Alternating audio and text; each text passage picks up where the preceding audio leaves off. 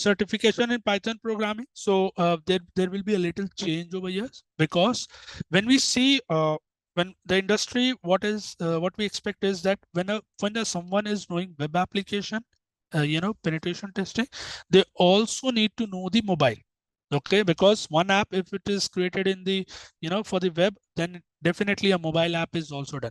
So instead of the Python programming, we will be covering web first, mobile application penetration testing first. Okay, so now once the setup part is done, we will actually start learning from the in-depth point of view. So by this time, you all will be, well knowledge, you will have well knowledge about the basics about cybersecurity, what it is, the terms, how things are performed.